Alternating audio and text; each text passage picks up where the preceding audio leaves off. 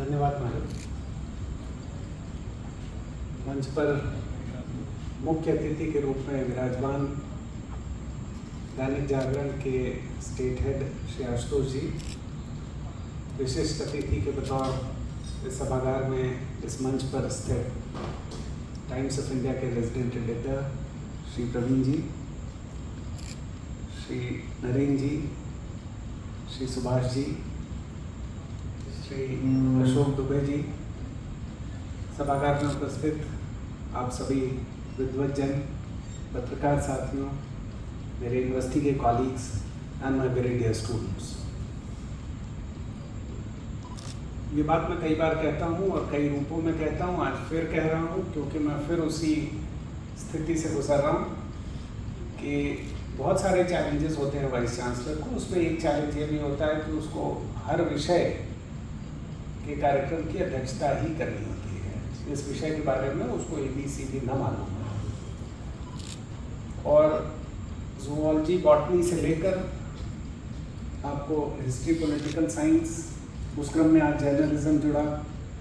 लेकिन मुझे अच्छा इसलिए लगा कि मेरे लगभग 5.5 वर्ष के कार्यकाल में जर्नलिज्म विभाग का पहला कार्यक्रम कोई है जिसमें मुझे बनाया गया है। तो इस नाते से मैं आनंदित हूँ। Despite me not being very appropriate to preside over such a intellectual, deep-rooted, sound, knowledgeable topic, जो कहता है लोक मंगल की पत्रकारिता एवं राष्ट्र धर्म।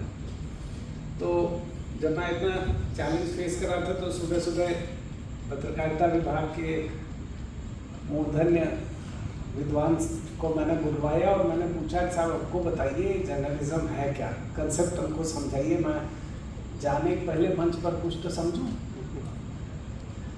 तो वो उनसे जो भी मेरा वार्तालाप हुआ वो मुझे और कंफ्यूज कर दिया क्योंकि मैं उनसे पूछता फिर वो कुछ बता दे तो मेरे और 4 क्वेश्चन आ जाते और फिर मैं उनको कुछ पूछता तो वो कुछ और ही बताते।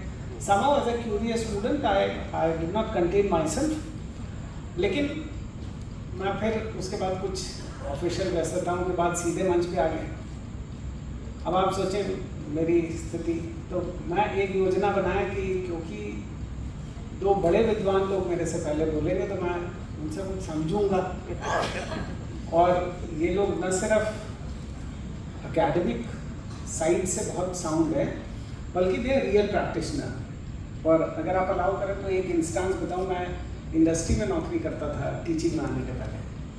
तो जब मैं पहले टीचिंग के इंटरव्यू के लिए गया तो हम तैयारी तो मेरी थी नहीं कुछ भी, तो मार्केटिंग मेरा स्पेशलाइजेशन था। तो आमतौर पे इंटरव्यू में जाएंगे और एकदम नया MBA था और पहला सवाल होता है how do you define marketing. तो मुझे तो याद था नहीं, तो 2 साल पहले पढ़े थे, उसके बाद इंडस्ट्री में काम कर रहे थे। तो मैंने उनको बोला कि see I can define it in 2 ways। 1, what books provide us, and 2nd, what based on my 2 years education and my these many months of industry experience, how I see marketing to be as। तो मतलब कि जो किताबें बताती हैं वो भी हम बता सकते हैं और जो मेरा 2 वर्ष का पढ़ने का और इतने समय से काम करने का अनुभव है उसके आधार पे बता सकते हो। उन्होंने कहा नहीं दूसरा वाला बताइए, और एक्चुअली मुझे पहला वाला आता नहीं था। तो उसी आधार पे जो प्रैक्टिशनर नॉलेज है उसने आप लोगों ने जो बताया मेरा भी काफ़ी दिमाग खुला कि दरअसल पत्रकारिता है क्या। लेकिन तीसरा चैलेंज ये था कि शुरुआत इतने हाई ऑक्टेन पे आदरणीय सुभाष जी ने की कि मुझे लगा वो पत्रकार कम प्रोफेसर ज़्यादा हैं और इतना ज्ञान पत्रकारिता के प्रोफेसर को भी शायद ही होगा जितना आप विशद अध्ययन है आपका इस विषय पे। और उसके बाद 2 बड़े सीनियर प्रैक्टिशनर्स बोल रहे तो मेरे लिए कुछ तो बचा नहीं। तो मैं आप लोगों का विश्वविद्यालय की ओर से पहले तो बहुत बहुत हार्दिक स्वागत करता हूं। आप सब आए, आपने विश्वविद्यालय को इस अत्यंत इम्पोर्टेंट इशू पर डिस्कशन के लिए चुना। यूनिवर्सिटी अध्ययन और रिसर्च और एक्सटेंशन इन तीनों एरियाज में अपना श्रेष्ठतम करने का प्रयास कर रही है, और जैसा मैं कहता हूँ, no system is an absolute perfect system, system is always evolving. तो हम सब भी एक इवॉल्विंग सिस्टम का भाग हैं। लेकिन उस प्रयास का नतीजा बीते कुछ वर्षों में कई मानकों पर मिला, चाहे वो NAAC का एक्रेडिटेशन हो, AA+ का, या NIRF की रैंकिंग हो, या कैटेगरी 1 का स्टेटस हो, या पूरे भारत में राष्ट्रीय शिक्षा नीति 2020 को सबसे पहले लखनऊ विश्वविद्यालय में लागू करने का। ये सभी प्रयास विश्वविद्यालय ने बीते वर्षों में किए, और आज जिसकी चर्चा में यहाँ आने के पहले दोनों एडिटर द्वय से मैं कह रहा था कि एक उसका और बड़ा इंडिकेटर आया है, और वो है कि वर्ष 2025-26 एकेडमिक सेशन 25-26 में हम शायद नॉर्थ इंडिया का one of the very few institution होंगे जिसमें लगभग 2500 के आसपास फॉरेन के स्टूडेंट्स ने एडमिशन की रुचि दिखाई। ये अपने आप में एक बड़ा इंडिकेटर है कि किस प्रकार से लखनऊ विश्वविद्यालय की शिक्षा को हिंदुस्तान में ही नहीं बल्कि हिंदुस्तान की बाउंड्री के बाहर भी स्वीकार किया जा रहा है। मैं इस बात से बिल्कुल मुतमईन हूँ कि लोक मंगल और राष्ट्र धर्म, इसमें कोई कॉन्ट्रडिक्शन नहीं है। स्पेशली जब तो बहुत ही विद्वान लोगों ने इस बात को बहुत पुख्ता तरीके से इस्टेब्लिश किया, तो अब इसमें कोई संशय नहीं है। लेकिन पत्रकारिता जो तीसरा टर्म है, इसमें 3 टर्म है, लोक मंगल, पत्रकारिता और राष्ट्र धर्म। तो पहले और तीसरे में तो कोई भेद नहीं है, वो दोनों एक ही हैं। पत्रकारिता, इस पर अभी भी हम बहुत कंफ्यूज हैं। क्या एवरी इंफॉर्मेशन डिसेमिनेशन पत्रकारिता है, यानी सूचनाओं का संप्रेषण पत्रकारिता है क्या? और इसलिए वो जो इश्यूज फ्लैग किए गए पूर्व के वक्ताओं के द्वारा कि हर व्यक्ति एक मोबाइल लेके आपको मुंह सामने लगा देता है, और हम लोग तो बस्ती में बहुत इसको देखते हैं, मैं थोड़ा दूर ही रहता हूँ, तो हर व्यक्ति के पास एक कमेंट है किसी कृत्य के लिए बिना उसका अतीत या उसका भविष्य जाने, हर व्यक्ति के पास है। और उसमें सबसे बड़ा कंट्रीब्यूशन उस डिवाइस का है जो यहाँ शायद बैठे सभी लोगों के पास है।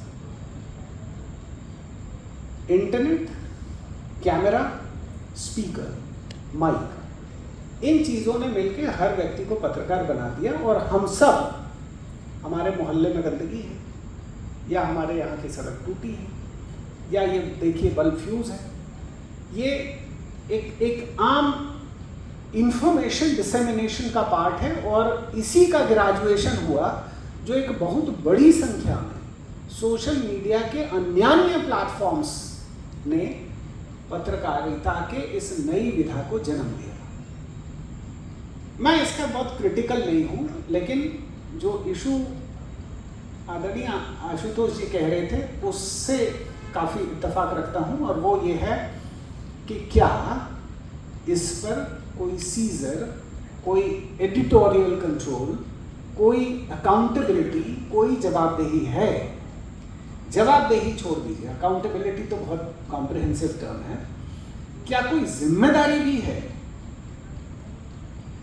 और अगर नहीं है तो इंफॉर्मेशन डिसेमिनेशन मात्र को क्या पत्रकारिता का प्रकार मान सकते हैं?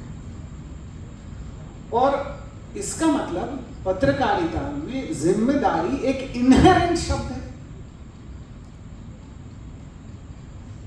क्या जिम्मेदारी एक इनहेरेंट शब्द है या जवाबदेही इनहेरेंट शब्द है? और अगर जवाबदेही इनहेरेंट शब्द नहीं है इस प्रोफेशन में, जो पैशन या मिशन से जनरेट हुआ, तो हम कुछ भी लिख सकते हैं क्या? और जो कुछ भी लिख पढ़ बोल रहा है किसी भी माध्यम से, वो बड़ी स्क्रीन पे बोल रहा हो, वो छोटी स्क्रीन पे बोल रहा हो, जो बड़े पर्चे में लिख रहा हो, जो छोटे पर्चे में लिख रहा हो। अगर जवाबदेही का फैक्टर डिलीट कर देते हैं तो वो कोई नॉर्मल नॉन पर्सनल कम्युनिकेशन है, और यदि उसमें अकाउंटेबिलिटी के फैक्टर को इन्फ्यूज कर देते हैं तो वो पत्रकारिता बनती है। एक सूचना के संप्रेषण में इस एक विषय को इन्फ्यूज करने मात्र से उसका पूरा का पूरा असर और उसका पूरा का पूरा भाव बदल जाता है। इतना जरूर कहेंगे कि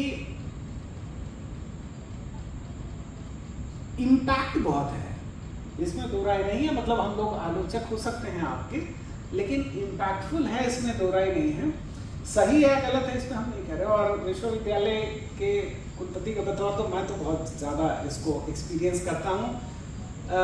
पॉजिटिव साइड ये भी है कि इसमें कोई दो राय नहीं है कि बहुत सारी सूचना हम लोगों को हमारे ही संस्था के बारे में अखबार के माध्यम से मिलती है, इसमें कोई दो राय नहीं। लेकिन उसका एक जो इल इफेक्ट भी होता है, एक आध दो घटना मैं बता सकता हूँ ज़रूर। एक बार एक बड़े अखबार में 5 कॉलम की न्यूज़ छपी, जिसमें टैप होता है, टैप टोटी उसकी फ़ोटो चली कि उसमें पानी नहीं आ रहा है, और वो कुल उसमें शायद आया था 15-17 टोटियाँ ऐसी हैं जो चली नहीं। तो खैर टोटी है तो चलनी चाहिए, इसमें कोई बुराई की बात नहीं है, वो बिल्कुल चलनी चाहिए। लेकिन हमने ये जानने की कोशिश की कि यूनिवर्सिटी में कुल कितनी लगभग टोटियाँ होंगी। और मैं आपको बताऊं कि क्योंकि हर बाथरूम में, हर वाटर कूलर में हॉस्टल्स हैं, डिपार्टमेंट्स हैं, कॉमन फैसिलिटीज़ हैं, कुल करीब 1000 के आसपास टोटी थी। और उसमें अगर 15 टोटी नहीं चली, ऑफकोर्स चलनी चाहिए, मैं नहीं कह रहा कि वो नहीं चलनी चाहिए, लेकिन 15 टोटी नहीं चली, वो एक बड़े अखबार में 5 कॉलम की खबर बनी। अच्छा टोटी नहीं चली, ये ऑफकोर्स कल नहीं चला, चल जाएगा, लेकिन वो फिर कल खराब होगी। आई मीन इस बात को हम समझे कि वो कल फिर खराब होगी, हो सकता है 15 नहीं होगी तो 5 होगी, और उसके अगले दिन फिर 3 खराब होगी। ये कॉन्स्टेंट प्रोसेस है। लेकिन बड़ा एम्बैरेसमेंट इंस्टीट्यूशन को हुआ। एक ऐसी घटना बताएं, एक हमारे यहाँ ही एक फैसिलिटी, ऐसे ही एक हॉल बना, तो हॉल में जैसे नया फर्नीचर लगता है तो ऐसे फर्नीचर लगा। अभी इस्तेमाल नहीं हुआ था, उसका कोई फॉर्मल इस्तेमाल नहीं हुआ था। वो जैसे उद्घाटन हो जाता है, कुर्सियाँ लग जाती हैं, फिर उसके बाद डिपार्टमेंट के लोग बैठ के, बच्चे अपना देखे होंगे एक आध दिन, तो उनको समझ में आया कि नहीं यहाँ से व्यू सही नहीं आ रहा है, या पीछे वाला थोड़ा नीचे दब गया है, उसका अलाइनमेंट। तो अलाइनमेंट फिक्स करने के लिए वो सारी कुर्सियाँ डिसमेंटल कर दी गई अगले ही दिन। मतलब उद्घाटन हुआ, उसके एक दिन इन लोगों ने इस्तेमाल किया होगा, उसके नेक्स्ट डे उसको डिसमेंटल करके उसका अलाइनमेंट ठीक करके फिर उसको कसा ही जाना था।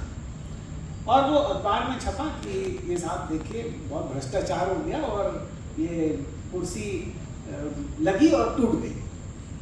मतलब सिंपल केस था, कुर्सी आती है, पार्ट्स में आती है, कुर्सी नहीं आती है, उसके अलग अलग पार्ट्स आते हैं, वो आके कसे जाते हैं, और वो कसे जाने के बाद आपको महसूस होता है, घर में हम लोग बिस्तर कसवाते हैं तो फिर लगता है नहीं ये वाला ढीला है, वो वाला टाइट है, इसको खोलो भाई, इसको ऐसे कर।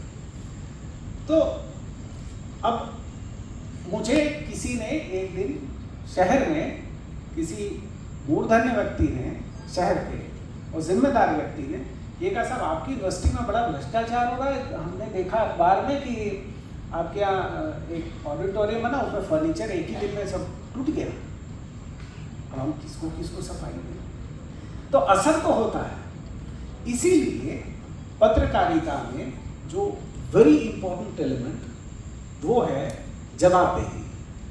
अच्छा होता क्या है, कई बार हम सब, जैसे मैं कोई विषय पढ़ाने जाऊंगा तो उसमें विषय के सिर्फ कॉन्सेप्ट्स नहीं होंगे, उसमें मैं जरूर हूँ।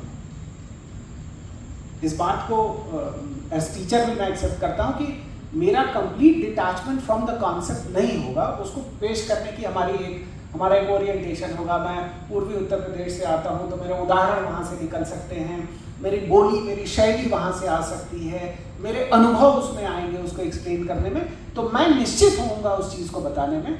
इसी प्रकार से समाचार में भी वो व्यक्ति कंप्लीटली डिटैच नहीं होगा, वो एक एस्पेक्ट पर्सपेक्टिव ज़रूर होगा।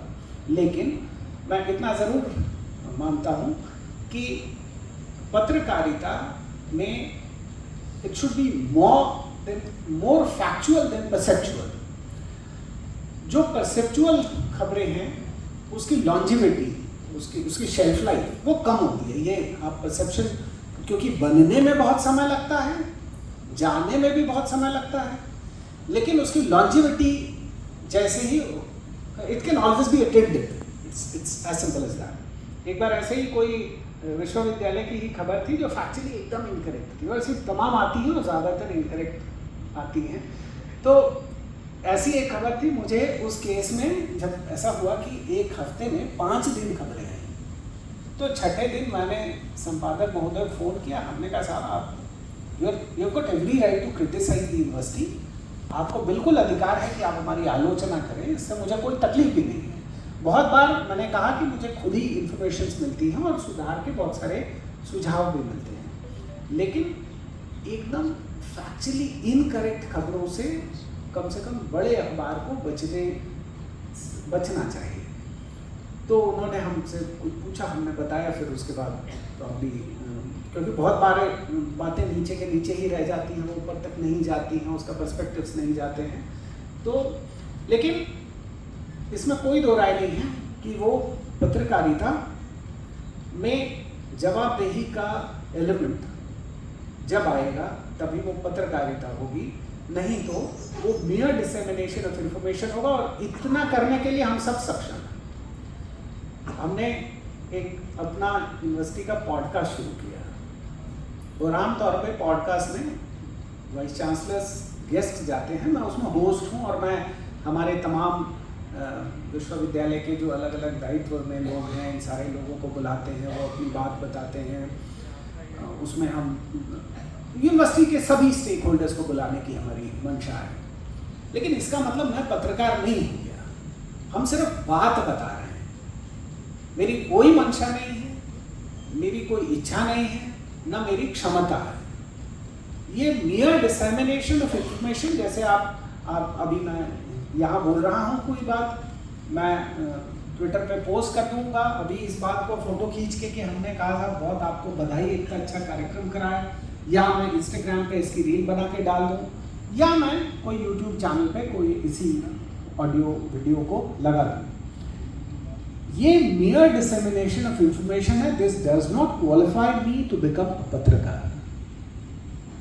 सो let us be very clear कि हर वो व्यक्ति जिसके पास कलम है और पन्ना है, और मैं ये बहुत सारे लोगों को बोलते बोलते अब लगभग 5.5 साल हो गए, हमने कहा साहब स्याही आपकी है, पन्ना आपका है, आप लिख सकते हैं, आप स्वतंत्र हैं, लेकिन एक बार वेरीफाई कर लीजिएगा जो भी आप लिख रहे हों, और यूनिवर्सिटी अपनी क्या कहना चाहती है इस बात को भी ज़रूर रख दीजिएगा। बाकी तो आप पर्सपेक्टिव और परसेप्शन के लिए आप स्वतंत्र हैं। ये सब अकाउंटेबिलिटी को इन्फ्यूज करने का एक माध्यम है। Technology, I am still very sure कि technology is certainly going to make enormous impact, हम स्वीकार करें न स्वीकार करें। ये जो भूख है हमको 24/7 इंफॉर्मेशन की, जिस दिन की बात हमारे पूर्व में वक्ताओं ने कही, मैं करीब मुझे जाना था, फ्लाइट पकड़नी थी, अर्ली 4:30 पौने 5 बजे मैं जगा, और उठते ही जो आदत होती है आदमी मोबाइल उठाया, और हम उठा के व्हाट्सएप नहीं देखते, हम उठा के ट्विटर देखते हैं, बिकॉज उसमें हम सिर्फ न्यूज़ के ही हैंडल्स को फॉलो करते हैं। तो उसमें पहला ही दिखा देश के रक्षा मंत्री जी का, जिसमें लिखा था भारत माता की जय, ऑपरेशन सिंदूर की फोटो थी, और उसके बाद नीचे गए तो सीएम साहब का था और बहुत सारे लोगों का था। मुझे लगा कुछ हो गया, तो फिर उसके बाद देखा, और तो इंफॉर्मेशन डिसेमिनेशन निश्चित मिलती है। ये टेक्नोलॉजी घुस गई है, इसके लिए हमको शायद इंतज़ार नहीं करना है अगर हमारे घर में 7 बजे अखबार आता है तो, लेकिन ये सिर्फ एक्सचेंज ऑफ इंफॉर्मेशन है। इस टेक्नोलॉजी को लेवरेज करके किस तरह से और ज़्यादा जिम्मेदारी इन्फ्यूज़ की जा सकती है, बिकॉज आर्टिफिशियल इंटेलिजेंस जिस तरह से प्रोग्रेस कर रहा है वो आएगा, घुसेगा, लेकिन उसका कुल इस्तेमाल क्या है? जो इंफॉर्मेशन रिजर्वॉयर है उसी की इजियर फास्टर प्रोसेसिंग होगी, और तो कुछ नहीं। क्रिएशन नहीं है, वो एमलगमेशन है, वो क्रिएशन नहीं। क्रिएशन के लिए हमारे आप जैसे लोगों की आवश्यकता है, और हमारे आप जैसे लोग उसमें कंट्रीब्यूट कब करेंगे? जब हम खुद के अपने नॉलेज रिजर्वॉयर को स्ट्रेंथन करेंगे, जिसका जिक्र आशुतोष जी कर रहे थे कि पढ़ना बहुत ज़रूरी है। और हम जितना ज़्यादा पढ़ेंगे, क्योंकि हम मनुष्य हैं, तो हम एमलगमेशन नहीं करेंगे, हम कंपाइलेशन नहीं कर रहे, उसमें से छांट नहीं रहे हैं, हम उसको प्रोसेस करके न्यू नॉलेज क्रिएशन कर रहे हैं। ये हम ही कर सकते हैं, ये मशीन नहीं कर सकती।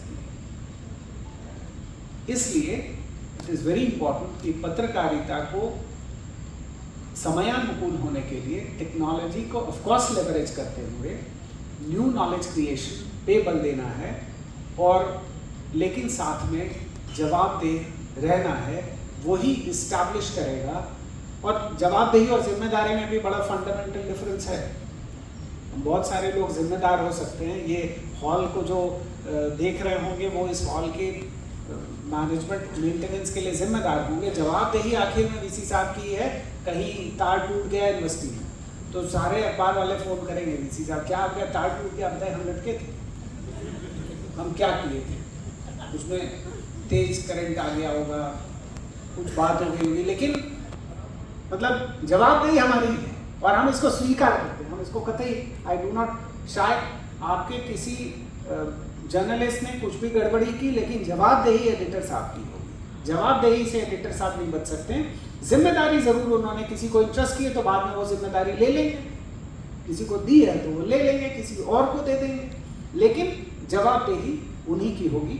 तो जवाबदेही पत्रकारिता ही किसी को पत्रकार बनाएगी, नहीं तो it will remain as a mere dissemination of information.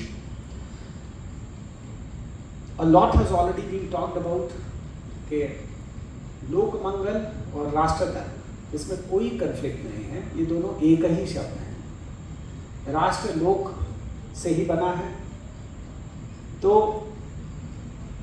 इसमें जो लार्जर इंटरेस्ट को सर्व करेगा देश के, और जब देश कहते हैं तो देशवासी उससे इतर नहीं है, क्योंकि दोनों एक ही एंटिटी है, तो वो उसके पर्पस को सर्व करने के लिए भी वो factor of accountability comes in. मैं आप सबको नारद जयंती की बधाई देते हुए, मुझे सब पहला अनुभव था काशी हिंदू विश्वविद्यालय में बहुत वर्ष पहले, मुझे लगता है 2011-12 की बात होगी। वहाँ नया साइंस फैकल्टी का ऑडिटोरियम बना था। उस ऑडिटोरियम में पहला कार्यक्रम हुआ था और विश्व संवाद केंद्र की तरफ से हुआ था। तो उसमें पहली बार हमने देखा कि ये कार्यक्रम क्या है, उसके पहले तो मैं नहीं जानता था, लेकिन तब से ये सिलसिला चला। हमारे विश्वविद्यालय में भी ये आयोजन हुआ, इसके लिए समस्त आयोजक को मेरा बहुत बहुत आभार है कि उन्होंने विश्वविद्यालय को ये अवसर दिया। आप सब आए, आप सबका बहुत बहुत धन्यवाद, हार्दिक अभिनंदन।